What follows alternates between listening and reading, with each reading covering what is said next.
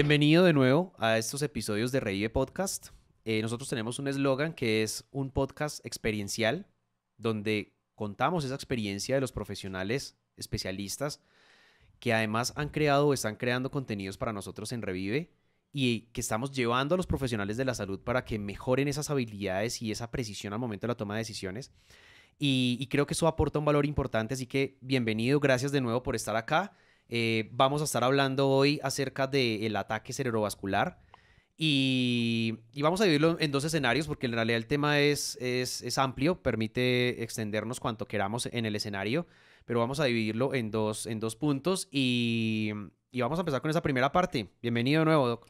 Sebastián, como siempre, gracias a ti, gracias al grupo de Revive por habernos invitado y especialmente por darnos la oportunidad de hablar de lo que para mí es el tema clave de la neurología, a pesar de que no era originalmente mi área de experticia, pero es el tema clave de la neurología y es el accidente cerebrovascular. Ok. Obviamente, pues le damos la bienvenida también a toda nuestra audiencia, a las personas que nos están viendo, nos están escuchando, que nos sigan, se suscriban al canal de YouTube, que nos sigan en las redes sociales en @gprevive, donde van a encontrar más contenidos, más información sobre lo que estamos haciendo nosotros en temas de educación continuada. Tenemos muchos contenidos, tenemos muchas historias por contar y que ya estamos contando para que se sumen a esto. Y nos encuentran en todas las redes como @gprevive, para que nos estén siguiendo allí. Bueno, para entrar en materia, doctor Claudio, ¿por qué hablar de ACV? Ataque cerebrovascular. ¿Por qué hablar del ataque cerebrovascular? Bueno, hace un rato en un podcast que hicimos anteriormente me preguntabas por qué todo el mundo habla de cardiología y todo el mundo se sabe la CLS y todo el mundo quiere aprender a reanimar. Sí. ¿Y por qué no hablan de ACV? Entonces la respuesta es, el ACV, el accidente cerebrovascular, es una de las 5 principales causas de muerte en el mundo, ¿sí?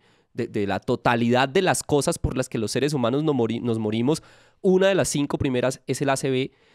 Y segundo, yo creo que lo peor es que el accidente cerebrovascular es la principal causa de discapacidad en el mundo. Si tú piensas en todas las enfermedades que producen una discapacidad, la gran mayoría son enfermedades neurológicas. Y si tú coges esa gran cantidad de enfermedades neurológicas que producen una discapacidad, la principal es el ACV. E infelizmente tenemos la idea de que el ACV es la enfermedad del viejito. Y resulta que no, el ACV es una enfermedad de personas jóvenes en edad productiva. O sea, las personas a las que más vemos que les da un accidente cerebrovascular son personas que estaban trabajando, personas que todavía son útiles para la familia, para ellos mismos, para el Estado, para todo. Entonces, como es la principal causa de discapacidad en el mundo, en personas en edad productiva, como es una de las 5 principales causas de muerte en el mundo, todavía me pregunto por qué no hablamos de ACV y por qué el hecho de que empecemos a hacer del ACV un problema de salud pública que resuene por todos los lugares. Porque de hecho lo es. Exacto, Sebastián. Una cosa que yo siempre digo es que el ACV no es la enfermedad de un individuo. El ACV afecta directamente a un individuo e indirectamente a la familia de ese individuo, a la sociedad en la que está inmersa la familia de ese individuo y a los estados.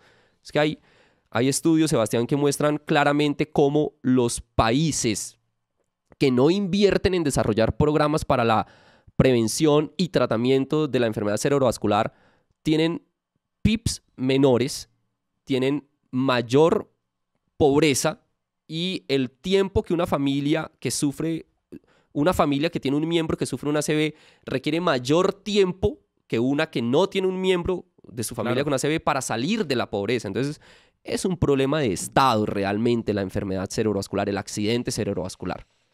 Entonces, por eso es importante. Aquí entrando en un tema de pronto en donde tengamos una difícil salida, ¿por qué crees que está pasando lo que está pasando con el ataque cerebrovascular? Donde los gobiernos aún no son conscientes, no conocen el problema. Tenemos personas en estas esferas en Latinoamérica que no saben la verdadera problemática que esto influye en la salud pública. ¿Por qué podría estar pasando todo eso? Bueno, recuerda que también en el podcast anterior tú me hablabas de la pirámide, sí, de cómo funciona la salud. Bueno, es por ese mismo problema. Es por el problema de la pirámide. La vamos a llamar en adelante el paradigma de la pirámide. Okay. El problema es este.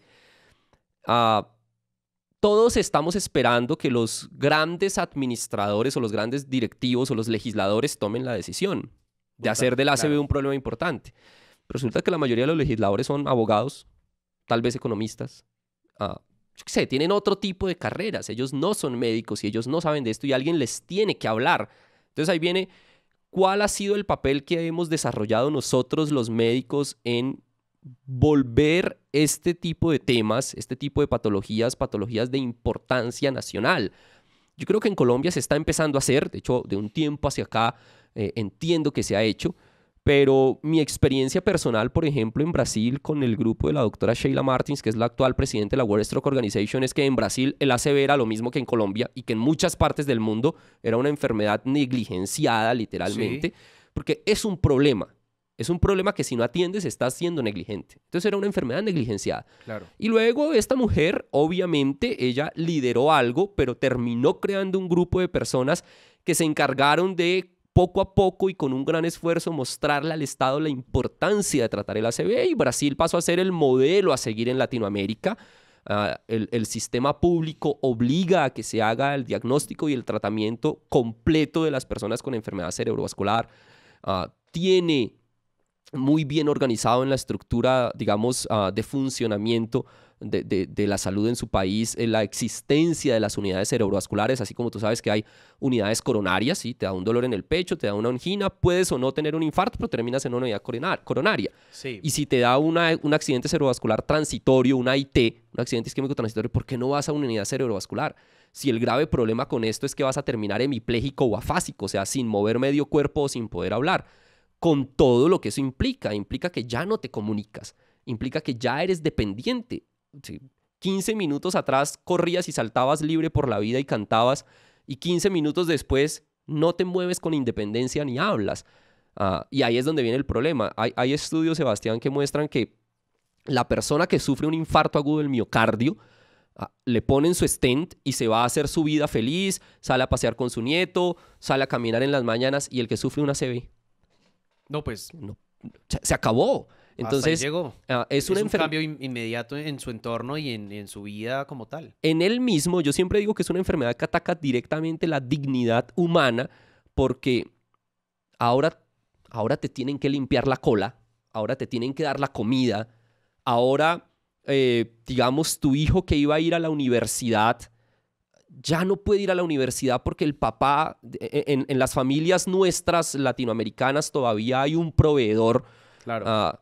Y ni pensar en las familias en las que hay una madre soltera y a la madre es a la que le da una ACV. Y entonces el hijo que iba a recibir el beneficio de ese gran esfuerzo de su mamá o de su papá por sacarlo adelante ya no se va a beneficiar de eso, y ahora le toca ver cómo ayuda a cuidar a su mamá o a su papá discapacitado, cómo su sueño de la universidad se frustró, cómo ahora tiene que ir a trabajar. Entonces el impacto de esta enfermedad es enorme, es un drama, es una verdadera catástrofe.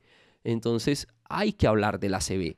Y no solo hay que hablar del ACV, sino que hay que empezar a entregarles a nuestros colegas médicos las herramientas para saber qué hacer cuando hay un ACV.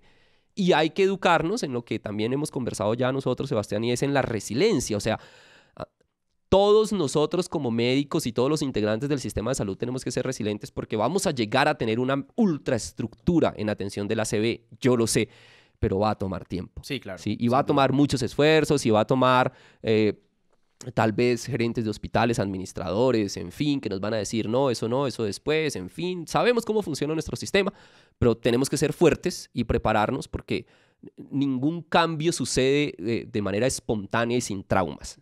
Entonces, para allá le estamos apuntando, y creo que eso que están haciendo ustedes con todo el equipo, con el doctor Orlando, con todo este equipo de neurología que tienen, son esos pequeños aportes, pero contundentes, reiterativos, que van llevando a grandes cambios y que además se van replicando en otros ejercicios, en otros escenarios. Y pienso que estos espacios en los que tenemos aquí para discutir y hablarlo también promueven eso, como personas que nos estén escuchando, quizás un director de un hospital no sé, ahorita nos decían un nombre, era Lejano Do, por allá, pues en Apartado, o en los lugares recónditos donde no hay mucho capital humano y tecnológico para la atención de la salud, pero que nos estén escuchando y que digan, wow, o sea, podemos empezar a construir también desde acá, desde los recursos que tenemos, una alternativa mejor, por lo menos mejor a lo que hay para la atención y la identificación de estos pacientes con ataque cerebrovascular. Sí, esto va a tener una gran implicancia en la forma en que funciona nuestro sistema de salud, al menos en el tema del accidente cerebrovascular, y es que lo que nos permite a nosotros prosperar en la creación de nuestro grupo ACB, bueno, no fueron solo las ganas y la voluntad y la disciplina para crearlo, sino que nosotros estamos inmersos dentro de una red de hospitales. Nosotros existimos dentro de la subred norte, que es una red pública de hospitales que tiene puestos de salud, lugares de primer nivel, o sea, Sí. donde tú no tienes más que un hemograma tal vez, y tiene hospitales donde, digamos, hay un nivel de complejidad un poco mayor, pero no hay un tomógrafo, y tú luego tienes los hospitales con tomógrafo, con resonancia. Entonces la propuesta de nosotros fue: la oportunidad de ser tratado cuando se tiene una ACV no puede ser exclusiva. O sea, no puede ser del paciente que afortunadamente llegó al hospital donde estaba el tomógrafo. Todos nuestros colegas médicos en cualquier lugar de la red pública nuestra del norte de Bogotá, indistintamente que estén en un puesto de salud donde no tienen acceso a nada, tienen la libertad y se sienten autónomos para activar un código de ACV. El código de ACV se activa utilizando herramientas tecnológicas simples de las que todos hoy nos podemos beneficiar, que son cosas como el WhatsApp, y los colegas del sector de ambulancias, del servicio de referencia y contrarreferencia, digamos que ya están evangelizados y ya saben que hay una persona a la que hay que socorrer. Entonces la ambulancia va y se lo trae para el hospital más próximo donde haya tomógrafo de la misma subred, donde es abordado por nuestros colegas de emergenciología, por el neurólogo, por el radiólogo. Entonces ahí está la totalidad de la gente que va a ayudar. Entonces, ¿por qué te digo que esto puede llegar a ser, digamos, un punto de quiebre en la forma en la que hacemos salud? Porque hay algo a lo que tenemos que llegar en algún punto, y es: no eres autosuficiente como institución. La gran mayoría de hospitales de Colombia no son autosuficientes. O sea, hay un montón de cosas que no pueden hacer. Entonces hay que crear vínculos. Entonces el hospital de Lejanodó tiene que saber con qué hospital de dónde puede establecer la red de ACV para decir cada vez que tenga un código ACV: vea, tengo un código ACV, se lo voy a mandar, y no puedo esperar a que la referencia me lo acepte, no puedo esperar a ver qué dice el seguro, porque estamos ante una catástrofe inminente. Lo ¿Sí? que pasa es que aprovecho eso que estás diciendo, Claudio, porque nos hemos limitado y de hecho hemos sido muy permisivos con los administradores de los hospitales, de los gerentes de hospitales, los administradores de hospitales, que son gerentes generales del hospital, pero que no están haciendo su trabajo adecuadamente en abrir esas oportunidades con otras instituciones, aliarnos, miremos qué oportunidad vamos a generar. Si no tengo el recurso, ¿cómo me puedo hacer una alianza con otra institución que sí lo tenga? Pienso que esa es una labor juiciosa que deben hacer los administrativos para mejorar las herramientas que podemos ofrecerle a los pacientes, no solo de ataque cerebrovascular, sino en cualquiera de las patologías, sino que creo que el problema también ha partido de ahí, de no exigirles a esos administrativos: venga, haga su trabajo de administrador, genérenos alianzas, genérenos oportunidad para poder resolver la situación de los pacientes cuando no tenemos cómo resolverlas. Sí, eso es verdad. Obviamente que ahí tiene que estudiarse toda la estructura de la ley y ver qué tantas cosas se permiten o no se permiten hacer, pero yo puedo Sin decir duda. por experiencia personal que en nuestro grupo el respaldo administrativo ha sido clave, ¿sí? Nuestros gerentes y directivos de la Subred Norte han sido claves para la prosperidad que hemos tenido como grupo clínico que cuida al ser humano que sufre una ACV. Y en ese proceso nos hemos dado cuenta que es posible, al menos en nuestro ambiente nos hemos dado cuenta que es posible. No sé en otros contextos, digamos, administrativos, hospitalarios, si hayan o no restricciones, pero nosotros lo hemos logrado. De hecho, estamos ya andando en una alianza maravillosa con la Fundación Santa Fe de Bogotá, con el centro ACV de ellos, y nuestro centro ACV para nosotros es un orgullo porque Brutal. somos un hospital público trabajando de la mano de una institución privada muy reconocida en la nación, ofreciendo trombectomía mecánica a nuestros pacientes con ACV que la requieren. Entonces, vamos a resolver la pregunta sobre el tratamiento después, pero el paciente con ACV o es tratado con medicamento endovenoso, que es la trombólisis, o es tratado con trombectomía mecánica. Y cuando requiere trombectomía mecánica, pues es un lío mayor porque todavía hay menos hospitales que la ofrecen. Claro. Por eso te digo, uno de los puntos de los que debemos de partir es entendiendo que no somos autosuficientes, que no somos capaces de todo, pero que si desarrollamos una comunidad, una red de ACV, podemos resolver estos problemas. De hecho, En esa parte de la educación sobre el manejo, la identificación y todo eso, nosotros hemos construido con el equipo de Revive y un equipo de neurólogos del país, del doctor Mauricio, el doctor Pablo, una capacitación muy completa, que de hecho es con la que hemos impactado miles de personas en Colombia, profesionales de la salud que ya la han realizado, donde hablamos de todos esos escenarios, pero queremos aquí aprovechar este espacio del podcast para que nos comentes un poco de eso, como para abrir un poco el panorama y tocar esa fibra de los profesionales de la salud que nos están escuchando para que se animen, se motiven a seguirse capacitando, a seguir investigando sobre el tema de ataque cerebrovascular. Háblanos un poco del ataque cerebrovascular.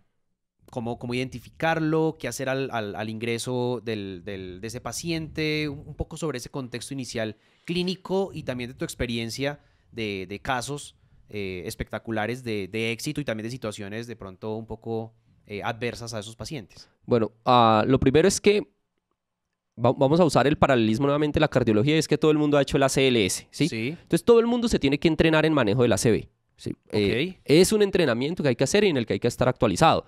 Hay cosas que tienes que saber, que identificar, reconocer en un paciente que potencialmente está sufriendo un accidente cerebrovascular y luego saber cómo encaminarlo. Ahí viene el beneficio de los cursos como los que tu grupo ofrece y que han desarrollado con colegas nuestros.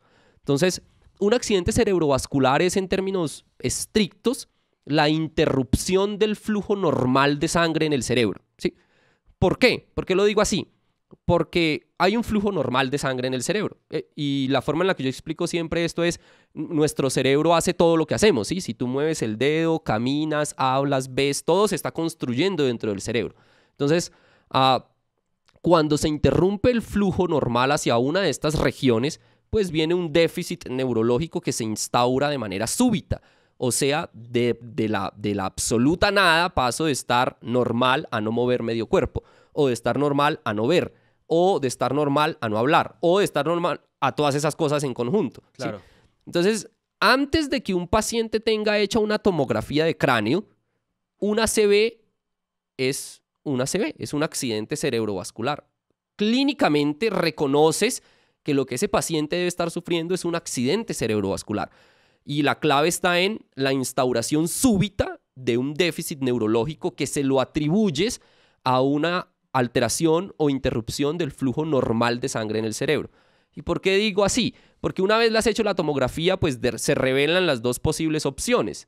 La primera es un accidente cerebrovascular isquémico, que es la oclusión por un trombo, normalmente, del flujo de sangre en un territorio cerebral, o la hemorragia, un accidente cerebrovascular hemorrágico. Sí.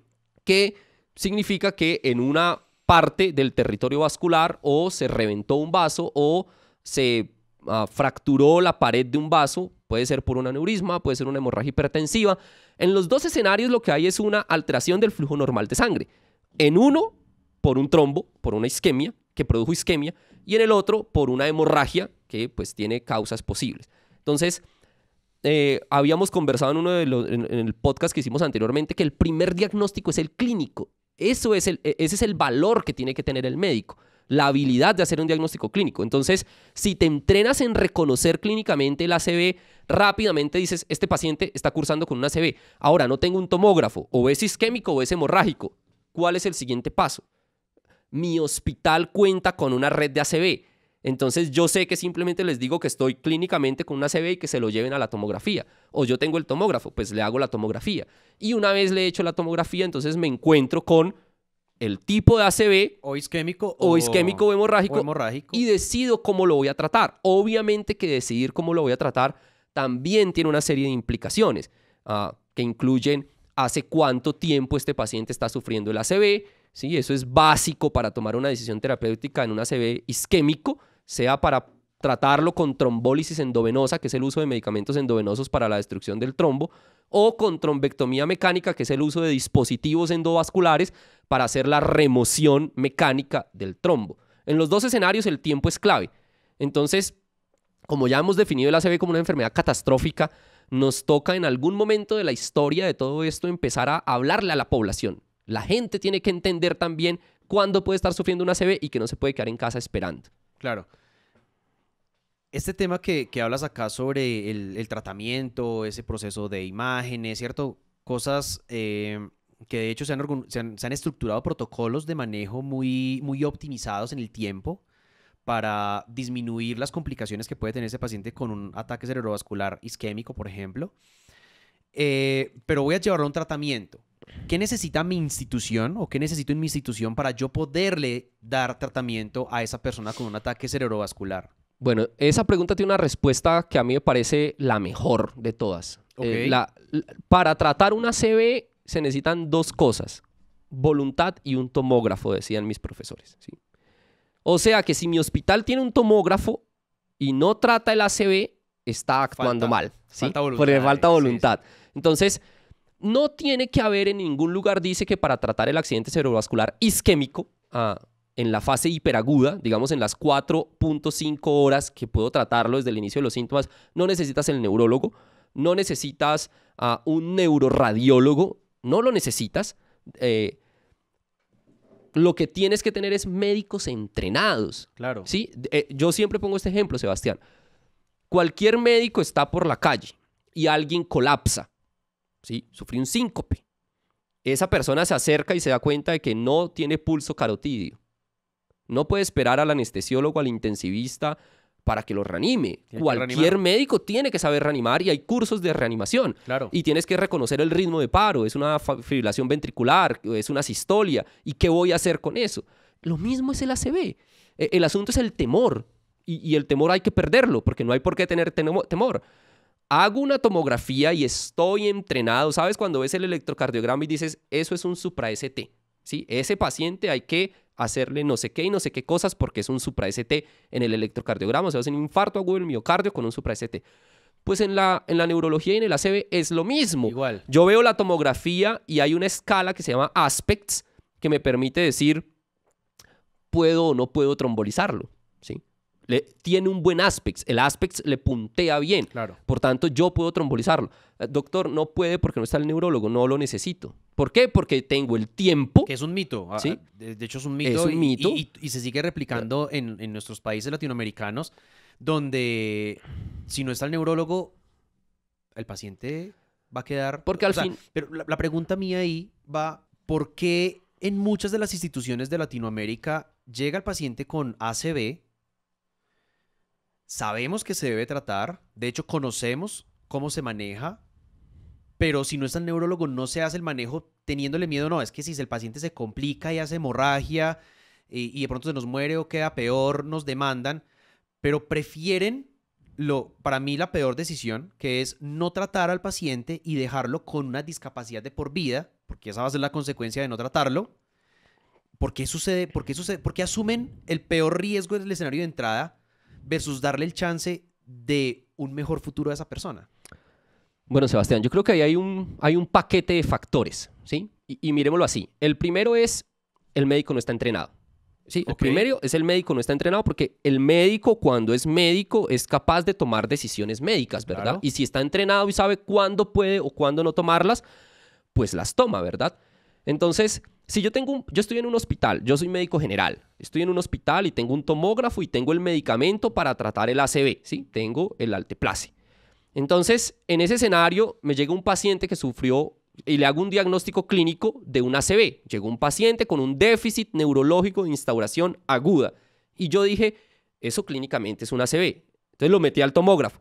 Y cuando lo metí al tomógrafo, veo que no es una hemorragia. Y hago aquel puntaje que se llama Aspects. Y entonces digo, ve, tiene un buen Aspects. Y hablo con el familiar, ¿hace cuánto empezó esto? Me dice, no, empezó hace una hora. O sea, tengo un paciente, vamos a ponerle edad, tiene 50 años, ¿sí? Se llama Don Carlos, es padre de familia. Entonces, Don Carlos, que es padre de familia, está con una hora de evolución de un síntoma que si no trato lo va a dejar discapacitado por siempre, con una buena tomografía de cráneo y yo tengo el medicamento. O sea, él cumple todos los criterios necesarios para que un accidente cerebrovascular sea tratado. ¿Por qué no lo trato? Todas las cosas que hace el médico tienen de forma inherente un riesgo asociado, ¿sí? Sacar una uña se puede complicar, un parto se puede complicar y no vamos a dejar de atender partos, ¿verdad? Entonces, ¿por qué no lo tratas? ¿Sí? Hay médicos generales atendiendo partos. No hay ginecólogos en un montón de lugares del país atendiendo partos. Y no todos se complican. Exactamente. Más, Entonces, se pueden complicar también con un ginecólogo. Le tenemos miedo primero entonces a la posible complicación que es la hemorragia, que no es tan frecuente, que hay que advertir al familiar y al paciente como cualquier cosa. El cirujano va a operar y te dice, te voy a sacar el apéndice, y no te va a decir, mira, en 5 minutos sales de acá y es un éxito y te vas a ir bien para la casa. Un cirujano sensato te va a decir, te saco el apéndice, puede haber o no un otro riesgo, incluso cuando te pongan la anestesia, te dejo un rato en observación, puede que te quedes 24, 48 horas, o sea, tomas medidas que te aseguren cuidar a tu paciente. Claro. Entonces lo mismo, yo lo voy a trombolizar, le voy a poner un medicamento, tiene un riesgo asociado, pero está el riesgo de no tratarlo, ¿sí? Que es peor aún. Y que la probabilidad de que permanezca discapacitado si no lo trato es muchísimo mayor. Entonces, la probabilidad de una transformación hemorrágica es inferior al 6% y de la hemorragia sintomática es de alrededor del 1%. La probabilidad de que mi paciente quede discapacitado si no lo trato está cercana al 100%. Entonces, ¿cómo estás tomando la decisión? Sí, siempre me ha parecido absurdo ese escenario, pero es el real. Entonces, el primero es, el médico no está entrenado, ¿sí? Y hay que entrenarlo, Sebastián. Hay que ayudarles a que sepan que pueden tomar esa decisión, a que entiendan que hay que tomarla. Y luego, el administrador no está entrenado. El administrador no está entrenado en entender que él puede tener un código de ACV, un grupo de ACV y que no necesita una cantidad de cosas. Ahora, él puede tener disponibilidad de un neurólogo para que ayude en la decisión, ¿sí? Digamos, en algunas ciudades puedes accesar a eso, en otras no. Pero igual puedes tomar la decisión porque no está escrito que no puedas tratarlo si no hay un neurólogo ahí. De hecho, se van a quedar esperando. Porque, por ejemplo, el departamento del Meta en Colombia, creo entender que tiene al menos 2 neurólogos en Villavicencio. Entonces, ¿qué pasa con la gente de Granada Meta, Fuentedoro Meta, Puerto Lleras Meta y todos los municipios del Meta que sufren una ACV? Allá están, no, pues no tienen oportunidad. En su casa, discapacitados, hemipléjicos, afásicos, volviéndose una carga para la familia, para ellos mismos. ¿Por qué? Porque no hemos aprendido que sí se puede y que es una cuestión de entender que puedo hacerlo y entrenarme para hacerlo y se acabó. Bueno, brutal todo esto del ataque cerebrovascular. Creo que hemos hecho un buen primer episodio de ataque cerebrovascular. Nuevamente te agradezco, Claudio, de verdad que toda esta información que nos das y toda esta visión, esa perspectiva desde lo experiencial que vienes realizando en tu institución, con alianzas y con todo lo demás que me parece loable en realidad, lo que vienes haciendo con Orlando, con todo tu equipo de neurología, que además motivamos a la gente para que se inspiren en esto, para que también te contacten. Pues me estoy yendo un poquito más allá, pero por el tipo de persona que sé que eres y que he conocido hasta ahora, sé que tu interés es cambiar la historia del ACV en Colombia y tanto que cuentan con Revive para todo el tema de capacitación y sé que contamos contigo también para apoyar y ver estrategias y situaciones para eso. Así que gracias y no sé qué mensaje quieras dejarle finalmente al personal de la salud y los profesionales que nos están escuchando hoy. Bueno, como siempre, gracias a ti primero y a tu grupo, a tu equipo de Revive. Segundo, estamos contribuyendo con lo que otros ya han venido contribuyendo. Y eso creo que es fundamental. No podemos dejarlos solos a las personas, al doctor Hernán Bayona, al doctor Pablo Amaya, todas las personas que por mucho tiempo han trabajado alrededor del problema del ACV no pueden estar solos y los neurólogos más jóvenes o nuevos tenemos que también entregarnos por esto. Coger ese relevo de... Un mensaje que yo siempre transmito es, como tú sabes y hemos dicho, yo no soy un neurólogo formado con experticia en ACV, o todo neurólogo sabe de ACV, pero mi línea de formación fue muy diferente, haciendo una subespecialización y una maestría en otra área, pero el ACV es una responsabilidad compartida. Todos somos responsables del problema del ACV. El médico general, el neurólogo sin importar a qué se dedique dentro de la neurología, el gobernador, el alcalde, el administrador del hospital. El ACV es una responsabilidad de todos nosotros. No dejar personas discapacitadas es una responsabilidad, es más, es una responsabilidad ética y moral de todos los que trabajamos en la salud y nos toca apersonarnos de ella. Ese es el mensaje más importante que yo puedo transmitir cuando hablo de esto. Y lo otro es que nos sigan en Neurófilos. Ahí, si nos quieren contactar, nos pueden contactar. Neurófilos es nuestro perfil de Instagram, Neuro_Filos. Ahí tienen, como hemos dicho anteriormente, las clases que montamos, que compartimos contigo también a través de Revive. Y bueno, si quieren resolver dudas, con muchísimo gusto. Brutal. Bueno, igual gracias a ustedes por estar en este nuevo episodio, llegar hasta el final de Revive Podcast y los animamos a que nos sigan en todas nuestras redes sociales, @gprevive. También pueden seguir el perfil de todo este equipo de neurología, neuro_filos. Y seguirnos, obviamente suscribirse al canal de YouTube y poner la campanita para que estén atentos a los siguientes escenarios que vamos a tener en este Revive Podcast. Gracias a todos. Gracias, doctor Claudio. Gracias, Sebastián.